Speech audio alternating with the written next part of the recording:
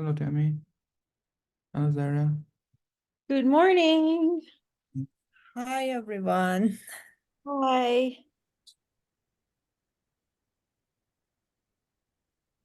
Hey, so I'm gonna go first show the overview, then I'm gonna you can decide who wants to go first and you can show your slides, and then I'm gonna come back and kind of talk about the context. I'm hoping it doesn't take the whole time. Since are you planning to run your model and show folks, Rayeedul? I can do that. It shouldn't take long. Yeah, I think they would, people would enjoy seeing, even if they have no idea what's going on. Okay, it's fine. Okay. So maybe Tami first, then Zahra, and then maybe I can run the model and show the people that what I'm doing, what we are doing. Okay. And the only thing I'm gonna do first is show how those pieces fit together. Yes, okay. Thank you. That sounds good. Yeah, thank you guys for being willing to present. I wanted us to have results today, but we don't have results, but we're close. We're really close. Should be fine. It's gonna happen. Hello, Adam. Hello, Alison. Hello.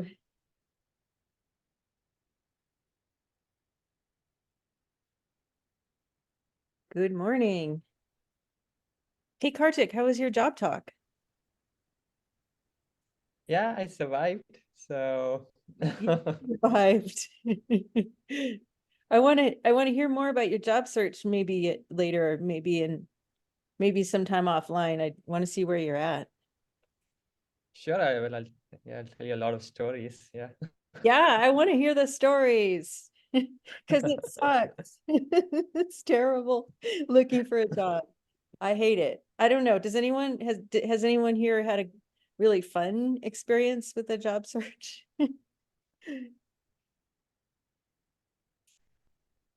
I've met some really nice people when I've done interviews, even if I haven't gotten the job. So that's kind of cool, I guess. Yeah, it can be enjoyable. I mean, you get free food, free flight tickets and everything. So take that much. So That is true. Stacy, I still haven't answered you send more emails than I can answer. Right now I'm pretty backed up, so I really apologize to everyone for being slow to answer. But did you know that Catherine Cahill came out of UIUC? I didn't until I read the back cover. Yeah, what made me think of it is I met her when I interviewed there. She was a grad student. Oh my gosh, how interesting. Yeah, she was one of the grad students they assigned to squire me around and make me believe that they had reasonable students. Well, there you go. She has gone on and done amazing. Yeah, she's a star. Uh-huh. Like her work is really good. For those of you who aren't aware of Catherine Hayhoe's work, she brings a positive spin to climate crisis, but and I don't know what she's done recently, so Stacy can catch us up, but she is a strong Christian and connects with the Christian community on based on their shared values to talk about climate. Yeah, I'm not familiar more than this book. It was recommended by a PhD student that is sometimes in meetings at CDAC. And I picked it up maybe a year ago and it's been sitting on a shelf. I decided it's time to read some fiction. I mean, nonfiction. So. I'm gonna move because laundry is happening loudly behind me. So I'm gonna sneak down the stairs. Narsim is not here. Let's see, Christina's not here, but I think we should get started. Narsim knows most of, or probably saw recently what we're gonna show you. So this is a little bit of an update from the modeling team at CSU, and we're contributing little bits of data, models, and so on. And you've probably heard it spoken about, but we're going to show you some of the details today so that you can just have a sense of what's going on. It's in a pretty loose state, but I thought it would actually be nice to invite you into the sausage factory.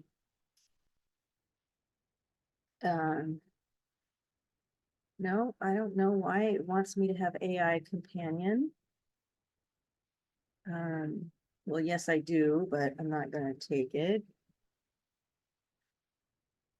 Okay, so in the meeting invite, I sent out a link to the murals board. So Jamboard is going away, so we can't Jamboard anymore. It was a little bit limited anyway. You can, I'll share my screen, but you can go to the board if you find it easier to look at it that way.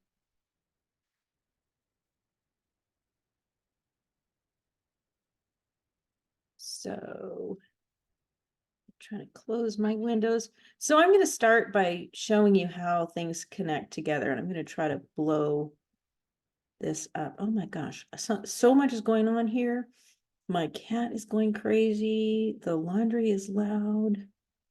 All right. Okay, and then I'm going to go here. So I don't know if you've used murals before. You can kind of swim around the whole board. I've been in a couple of trainings for agile project management where they just actually use this as the whole training is like you just go around the board. And I like it because it's dynamic.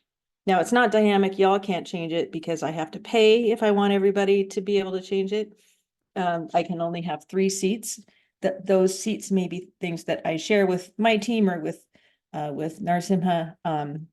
But anyway, so you can't change it, but this can be, and I intend it to be, a living record of where the models are right now.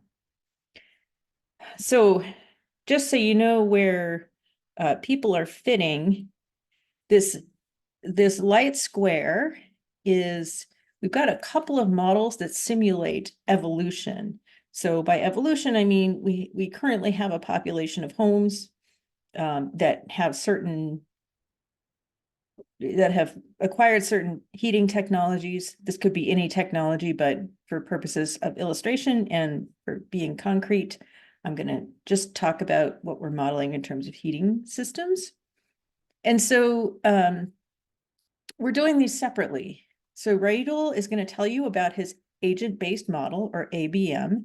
And then I have a cohort model that I've used in the past for modeling vehicle evolution.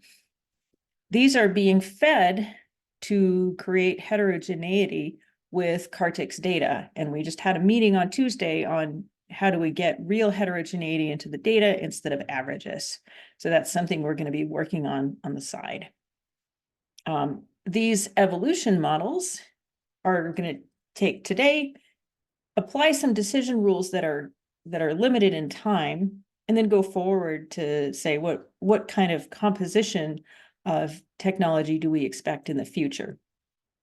And the reason we're doing this is to see the influence of these decision rules that we've all been talking about. So what effect does it have on the eventual composition of what people have chosen, and how long does that take?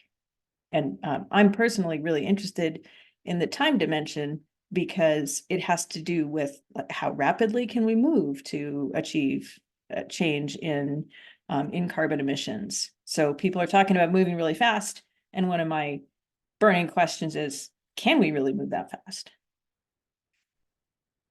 Christina's work is going to be diving into what's called longitudinal data, which is observations of the same things at different times to extract some decision rules. So if she finds something good, we'll put it in here. We can put a made up thing in this decision rules. Most people do. Sometimes they are able to constrain it with data. And when Chris finds things in interviews, we'll try to turn those into rules. When we have findings from our participatory system mapping, we try to turn those into rules. And so this is really where our project lives, is in determining how people decide things and how those then influence the future technology stock in time. Okay, I can move back to my chair.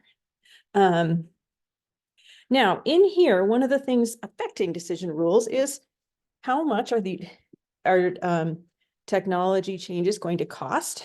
And in terms of operating energy, which can be a substantial amount of people's household budgets, how much does the energy cost? So Zahra's going to tell you about that. There are plenty of ways to calculate this, but in particular, some people at NREL, and I think we've talked about this, and Sonaro's work and so on, they have already done a huge amount of work to provide calculations. So how do we draw on those best? So in order to determine the operating cost to use in the decision rules, Zahra's been manipulating the work that they've done already. Okay, so I'm going to stop this now. I'll come back in at the end, but I'm first any questions, and then Zahra's going to present something about her work, and then Rayeedul is going to talk about his agent-based model. General questions about how things connect. Can you give an example of what a decision might look like? Yeah, so the simplest one is I need to buy a new furnace. So there's step one in our two-stage decision model. My heating system is broken. What will I choose is the second step. Is a gas furnace going to be cheaper? I already have one. Or should I get a heat pump, which might be more expensive, might or might not save me money? And so the simplest rule, and one that most people are looking at, is assuming that consumers recognize the change in cost plus operating cost, and they choose the cheapest one.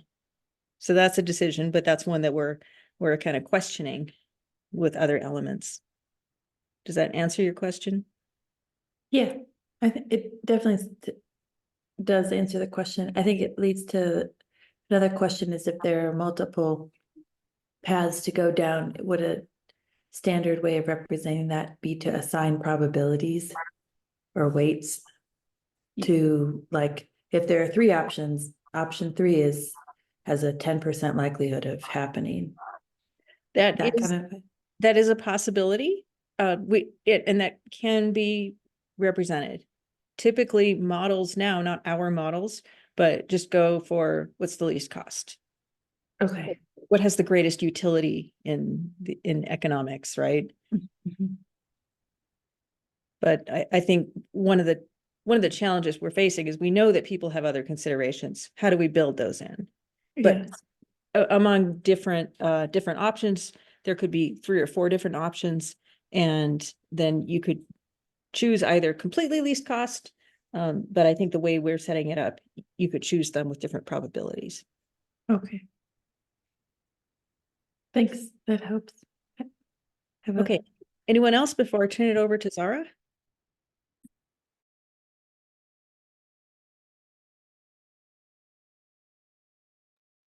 I kind of just have a question for that. Maybe it's just very specifically about the example they used. Are the assumptions built in the model that the customer knows about heat pump technology? That's the assumption, right? So I want to distinguish between what models are currently assuming and what we are going to do. One of the things we're doing is challenging the current assumptions. I think we're going to begin by putting in some basic assumptions, because that's what people are doing now, and we have to make sure that the model running with those assumptions can be compatible. But I think you have a good point. Some people may just not be aware, or may be precluded from choosing them by people who are advising them. Those are the kinds of things that we're seeking to represent. Thank you. Specific questions are great, because I think we've been talking in great generality, and at this point in our development, it's really going to help to have specific examples. Haha, yeah, we don't know. Help us, Ryan, help us. So I think part of the game is everybody's going to pitch into those decision rules, and we're going to make them explicit, and you're going to help us challenge them, and you're going to say, no, that person wouldn't do that. And then we'll try to figure out a way to represent it in the model. Okay, Zara, are you able to share your screen? I should have enabled it. Let me try.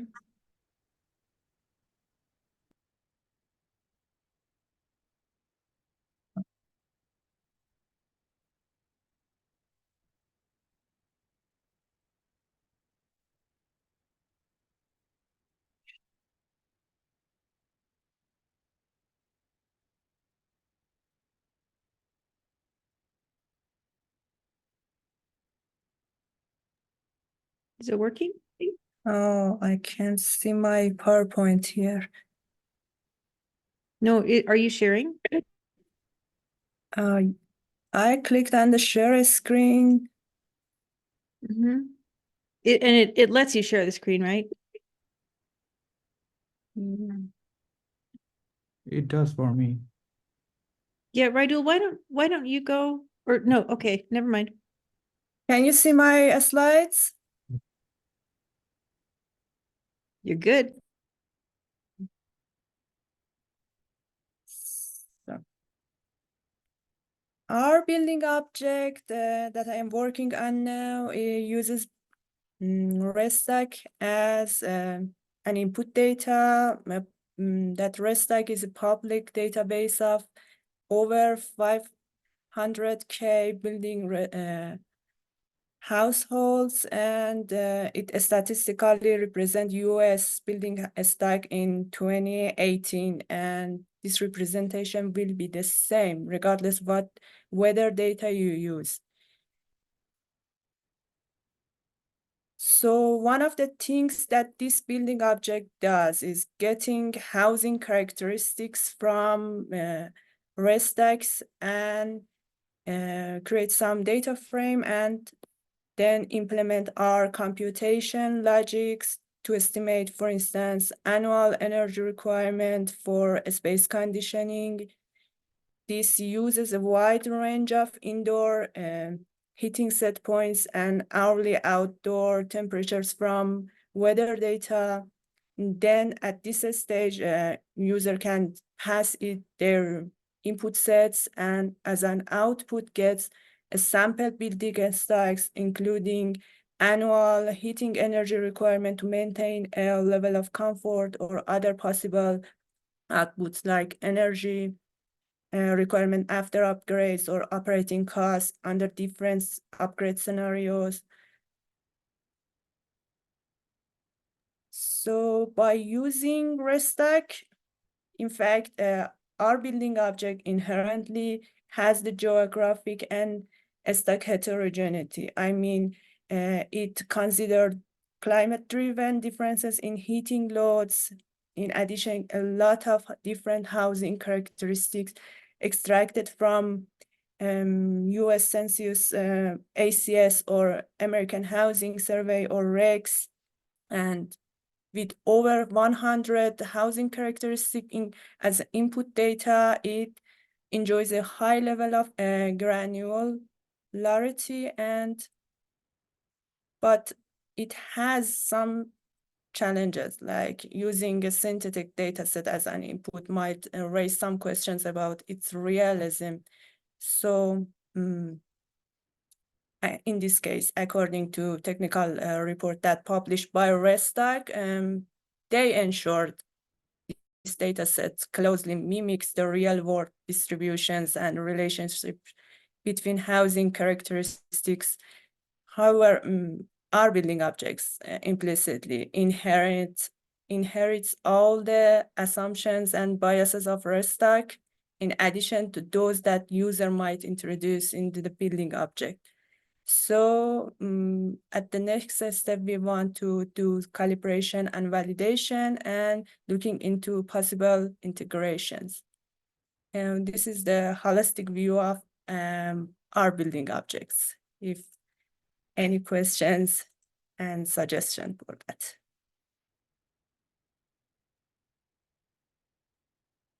Thanks, Zara. And then I think just to be clear, what happens is we take a building from that we want to model, the question is, why should we do the modeling of exactly that, those building characteristics when Restock has already done it for us, as Anne has showed us last summer? And I think, Zara, what you're saying is that the building or the object is just going to select those buildings out of Restock that match the conditions that we put in, so that it has that real world characteristic. Oh, yes, and do separate computations for our intended variables like annual energy requirement.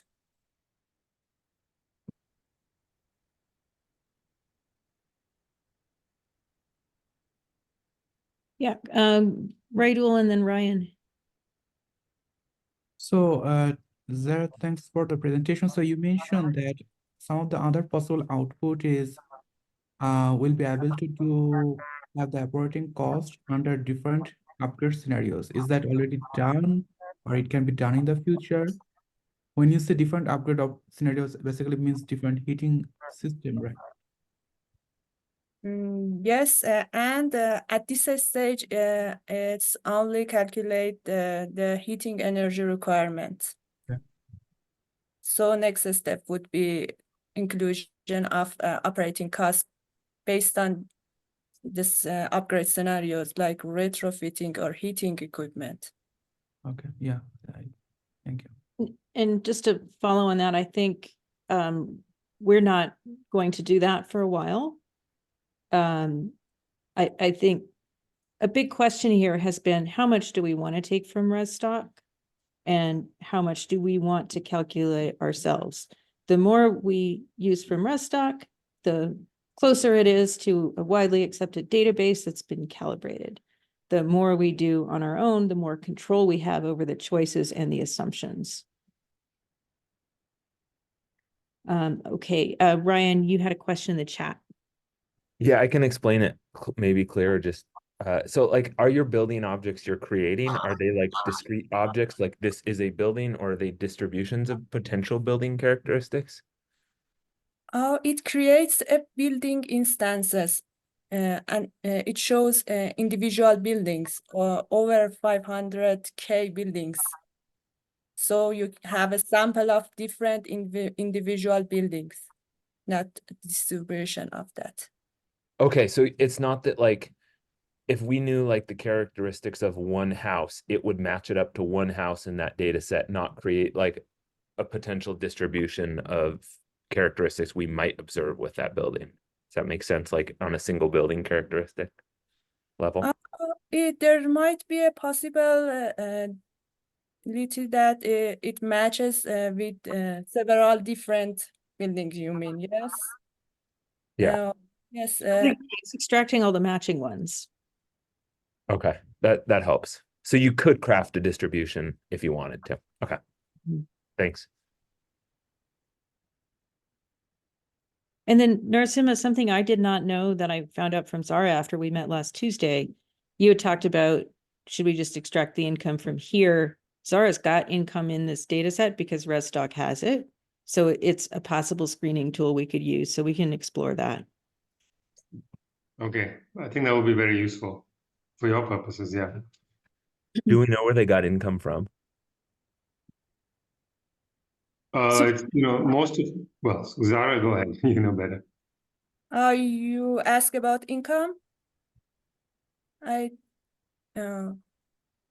Restock has the income from different data sets. We could use that, or we could directly use the income from ACS or the Fusion ACS.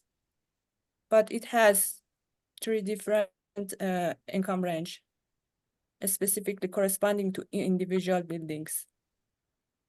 So my feeling is everybody's using the same source data, right? Some people are manipulating it more, but there's no magic other source of income, I think, that Kartik hasn't found. So it's probably from the same place, although I don't know how it gets traced actually through the data. No, I think that's right. All these surveys, I think they rely mostly on the housing survey, AHS, and most of these surveys carry the income, of the respondent. And so they brought it along in their algorithms to create the synthetic data set. So that's why it's useful, because now, it's already, you can group households by income and then housing characteristics, and that would be representative in some ways of the US households, because that's what ResTalk is built from, a representative sample. Yeah, so I think the one thing we can explore with the data set is what's the advantage of doing that? Do you actually get more of a difference with income? I don't want to dive too much into that, but I think we should explore kind of both ways of doing it. And then maybe just a note on terminology for those of you who are not in the modeling world. I use the term object as in like object-oriented programming, as like it's a black box, as Zahra has shown there, that you can query, and it's got stuff inside, but you say, hey, building, if you had this age and so, what would be your, and you were located in this climate zone, what would be your heating energy requirement? And then it would come back and say, oh, it would be like this. And we treat it like an object that knows things about itself. So that's why we're calling it an object. So can I want to try to figure out what Ryan was saying relative to what you just shared.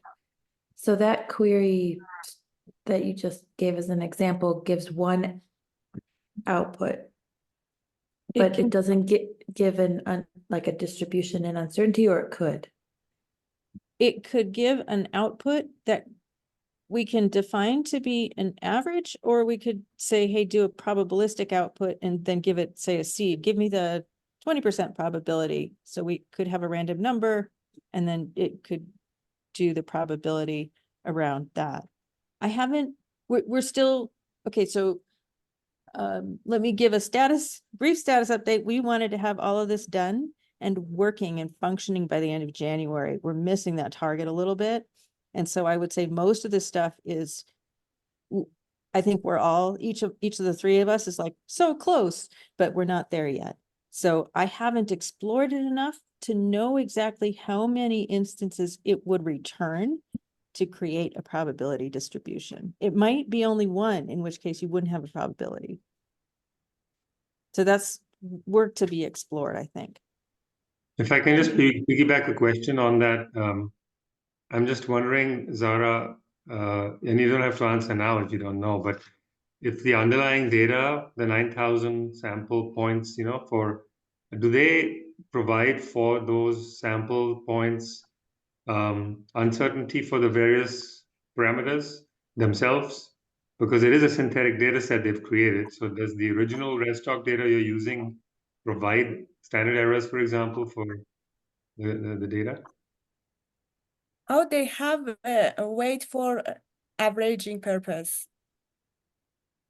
Yeah, but that's the sample weight. But do they provide the uncertainty or standard errors for the value of every case?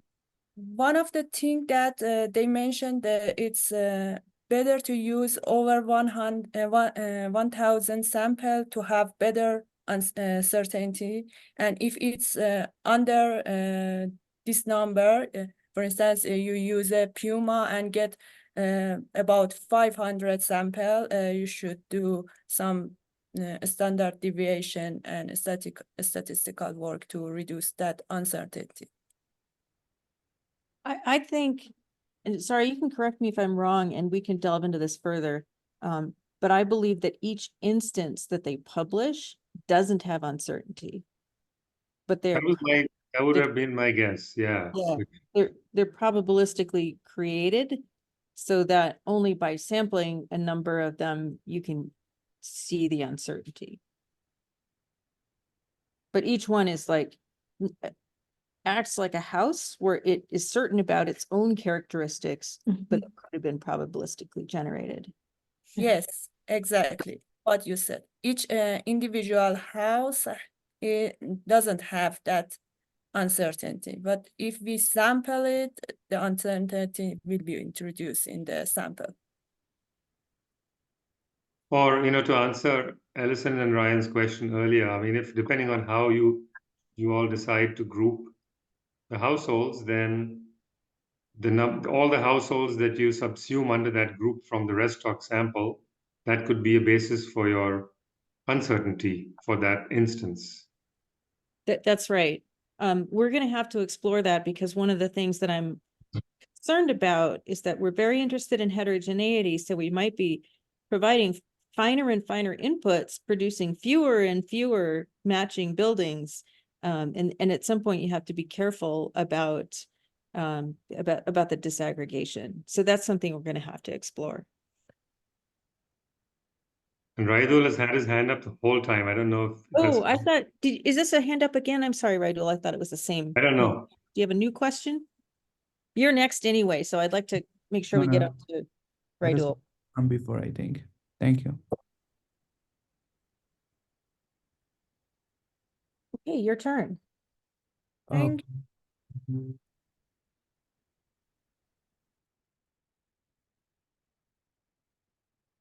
So I'll be discussing more on the technical side, and it may be iterative to what Tammy has said before. So bear with me for now. So first things I will discuss about how we are the current ABM model. We have a simple working ABM model, how it is drawing from different data sources that Karthik and has developed before, and Zara is working on it right now. So the way the current ABM model is set up is taking the Colorado as the case study, and we are able to disintegrate into Puma level.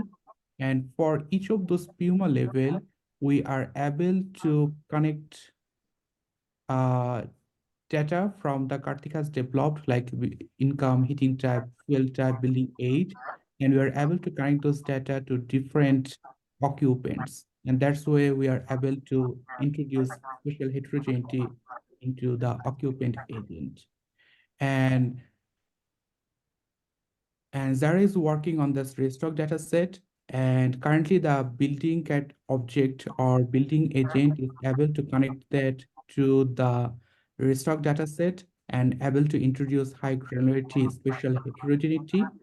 And once we have this disintegrated, very high granular heterogeneity introduced into the ABM model, our goal is to do that. Okay, we have some simple rule-based interaction between agents at a more granular level, like what ABM does basically is sub-microscopic level representation.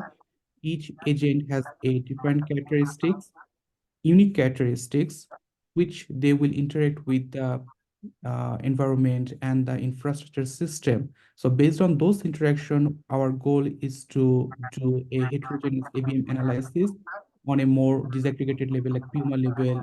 What is the implication of different income level on the heat pump adoption rate or different? So that's kind of how we are introducing heterogeneity into the ABM model. And right now, Karthik has the Puma data set, and we have working on the basis of a average income. But the idea is that once we have more finer or granular data, we can introduce the ABM model and we can run off the simulation. So I have mentioned that we have some rule-based interaction between agents, and I just want to go over some basic rules. I think Tammy almost covered most of it. But the idea is that the simulation triggers the decision-making process for each of the occupant triggers when their equipment age um, is reached a particular point, like 8 years or 10 years from a particular distribution. And then we have different heterogeneity introduced into the occupants at like occupant and building. And then we do some calculation, simple economic payback calculation based on the income and the total cost. Based on that, we calculate what would be the most suitable heating system option for those individual at disaggregated level. So currently we are considering 5 different options: baseboard, central furnace, so on and on. So that's pretty much the code architecture. I'll show you how the code actually runs. So there may be so many, let me,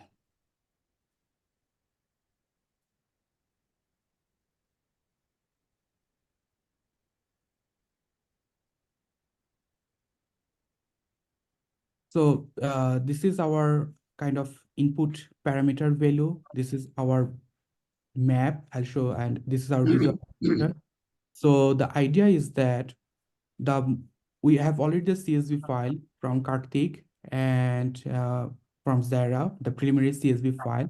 And once we say that, okay, load those data. And so this basically says the census data is loading complete. And basically, as you see, all those red dots is basically one household in the state of Colorado. So basically there are 1.5 million households we are considering in this simulation. And let's say, for example, we want to see household number, say 5432, and it will give you all those variables introduced to it, like for example, equipment age, what is the temperature we are considering for the building, what is the current heating type, what is the year the building age is built, what is the income, what is the PUMA that they are associated with. And also you have all those information. We have introduced very simple rules. Like for example, if my current income, what is that? Yeah, so if my current, whichever is the least cost, it will adopt that heating system at that particular simulation time step. And if we run the model, it mimics that S-curve that says in the literature that, okay, that is to be true, but bear with me for now, is that, okay, we have the 5 options and we see different adoption rate for each of this heating system. And as you can see, this is the tick. This tick is basically the temporal dimension of the adoption rate.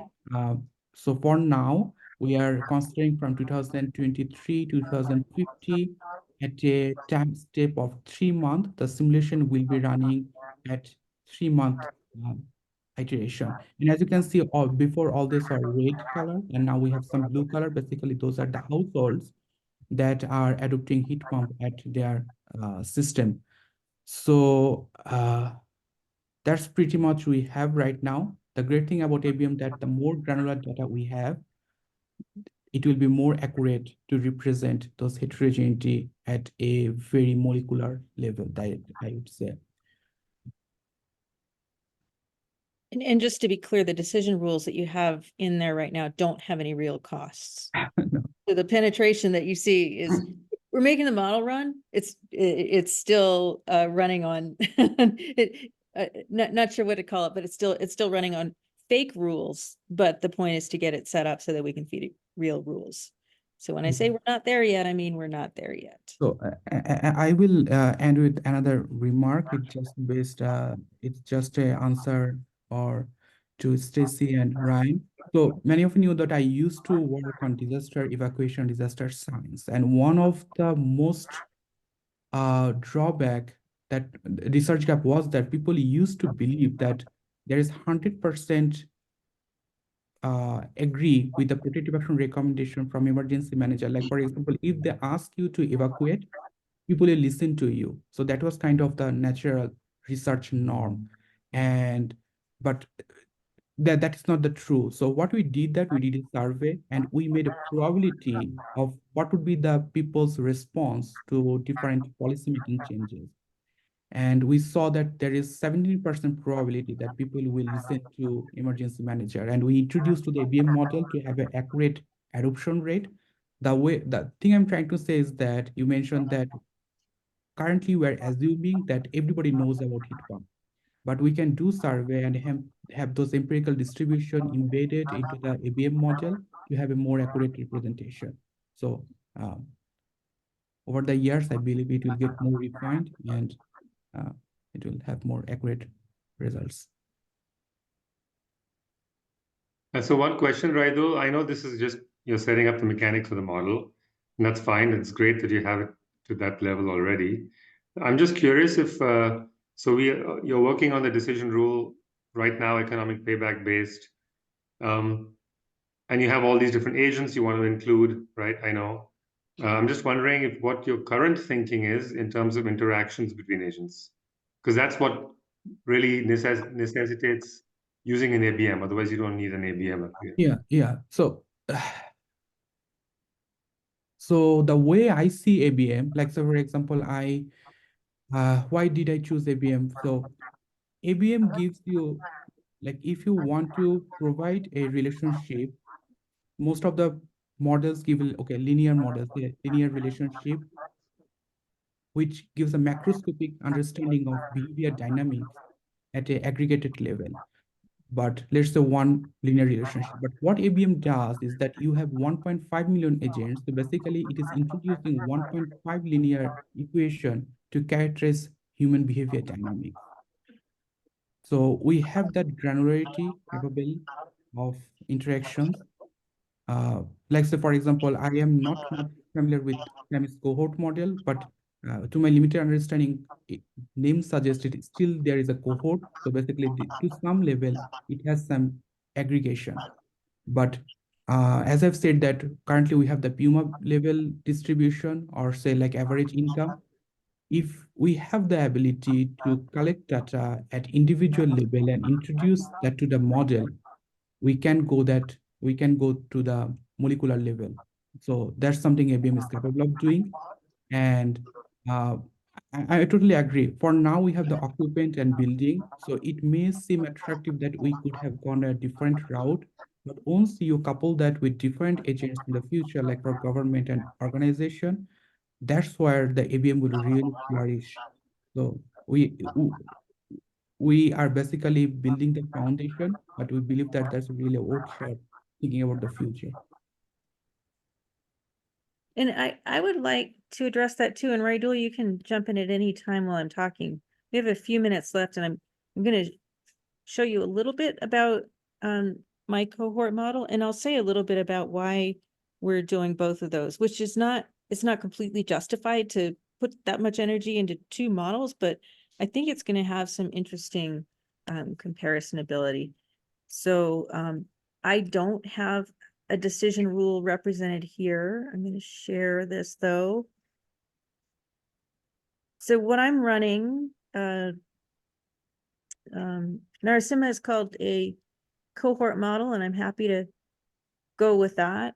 And so it has bundles of themes. So in this case, it has bundles of houses, and each single house type, age and type are the things that are not going to change.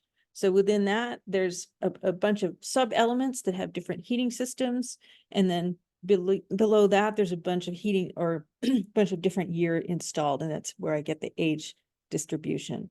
So I don't model as different agents, different individuals. I model as subgroups. So the principle is the same, that in time, each agent, like a house with a heating system type, can decide to make a different decision and get a different heating system type and become part of a different cohort. But those individuals still move around.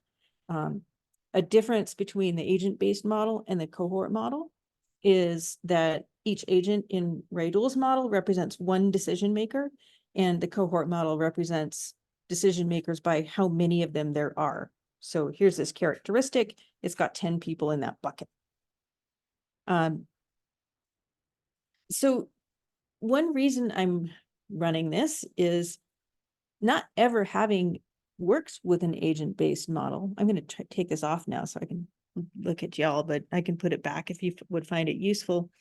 Not ever having worked with an agent-based model, I thought agent-based models might do some of the things different things than the cohort model does. And now that Rayeedul and I have been working closely together, I find that the cohort model actually does a lot of the same things, which I suspected, but is confirmed. As Narsima pointed out, one of the things that an ABM is really good at is interactions between the agents. And we don't know if we're going to have interactions between the agents. So it may be that the cohort model does the same thing. It should then produce the same results. And I had the cohort model. I thought I could quickly adopt it from cars to houses. I ended up doing a lot of restructuring under the hood. I am a little tweaky about elegance, and so that makes it take very long to program. And so those things have happened. Nevertheless, it's coming together. Another issue though is that it's kind of funny, but the types of models that are out there are either models that represent changes of a whole population or ABMs.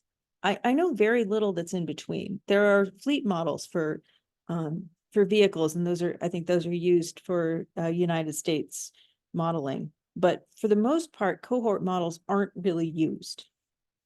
And so I think another interesting question is, what is the place of each of these types of models, right? Like when I say I have a cohort model or a fleet model, I don't have a lot of friends who are like, yes, me too. Whereas if you do ABMs, then there's a bunch of people doing ABMs for some reason. And so I think in that way, it might be, I don't know if it's better accepted, but it has more of a community. And so comparing these different types of models and identifying what they're best at, both in terms of representing changes and computationally, I think could be an interesting outcome. I mean, I just want to make a couple of points just to think about for the future. So, you know, NEMS is maybe an exception, but it is a market allocation model, but it does try to incorporate cohort. So it is looking over time, changes in the stock and applying, even though some of the rules are very abstract and not based on real data. That's right. So I do think there's the ABM interaction thing. I do think you should really focus on building that in. I think there's already enough evidence of a peer effect. Even for heat pumps, it's much more for solar PV, but for heat pumps, it could be just based on spatial, you know, something as a proxy for neighborhood communication, whatever. And that would be a great way to test out the effect of that at different scales over just having no interaction and, you know, a cohort effect only. That's one thing. The second point, a bigger point I wanted us all to think about, you know, this heterogeneity is a key concept. You know, it's like a boundary object, and it's very deep actually, because we all have different views of what aspects of heterogeneity we think are important based on the question we're asking. And this is another thing about deep integration, you know. And so when we are concerned about operating cost and economic payback, it leads us to some set of characteristics of heterogeneity. But if we're thinking about decision rules, adaptability to comfort, you know, that Ellison is picking up in her review, or trust and government attitudes, if that's going to be in the decision rule, then you want to divide people based on that. And how do we combine them? So this is something we need to think about, coming up with an output that reflects our deep integrative thinking about heterogeneity and what we think is most important in how we represent these decisions. And it'll be hard because I don't think we have any comprehensive study that allows us to empirically compare these effects to each other. But we need to make some judgments about that. What's most important to represent in our model, and how do we think about heterogeneity? That's a really great point. And not addressing that point specifically, but the contrast between cohort and ABM, the more you think about heterogeneity and the dimensions of heterogeneity, then I have to split cohorts if I want to represent another dimension. And eventually I think, well, I should just be using an ABM because the cohorts are so small, right? And so, so again, acknowledging the dimensions of heterogeneity that we most want to represent and that we think make the biggest difference, choosing that, and then having a lot of things to draw on to represent them in the most appropriate way, I think will be our challenge. I have a real quick heterogeneity thought, like just on the Colorado data, because I think like looking at res stock and that, I was like, oh, when I'm modeling outcomes for Chris for sampling interviews, we need to include baseboard heaters, but they're just so rare that I ended up having to drop them from our model, which makes me think like a lot of the heterogeneity in Colorado is in that lower line that's developing slower. Just something to think about of like, you know, within that gas furnace thing, I think we're missing a ton, and that's like the bulk of what Colorado has. So that's all. The gas furnace. Yeah. Most people have gas furnaces. Yeah. Do a lot of people have gas furnace with water circulation in their baseboards as opposed to forced air? There is water. There was more water actually than there were water baseboards that popped up. I ended up dropping anything about baseboards though, because there just were Okay. so few observations in Pueblo. I can see if it's the same in Denver, but I kind of suspect it will be just because gas has been so cheap here for so long. It's a Northeast phenomenon, the baseboard water. So it Yeah. depends upon what geographic area we're simulating. Yeah, the waters are really good. You guys kind of thing. Yeah. Yeah. Yeah, Brian, the Okay, Northeast. oh, sorry. I was just gonna say the PRPA people, you know, Brighton, Longmont, Loveland, and I don't remember who PRPA covers, but it includes Fort Collins. The conversations from them is that baseboard heating is like almost non-existent. That's So so just to say that like across Colorado, there's different pockets where I think that observation that you're finding in Pueblo and possibly Denver is possibly a more of a statewide trend, that baseboard heating is really, really rare. And that's quite odd to me, because everywhere else I've lived, it's been fairly common. But I was noticing that in our data, like, hey, how come I have 0.1 people in the cohort for baseboard, right? Yeah, yeah. Well, That's thank you. exactly what it is in Fort Collins. So, sorry. Anything else before we close for the week? I wish I were closing for the week. Yeah. Thanks for coming into our sausage factory. Thanks for sharing. This was great. Yeah, free Thanks, sausage. Zahra. Thanks, Rayeedul. Yeah. Thanks, really Thank you, interesting. everyone. Have a great weekend. Bye, everyone. Bye.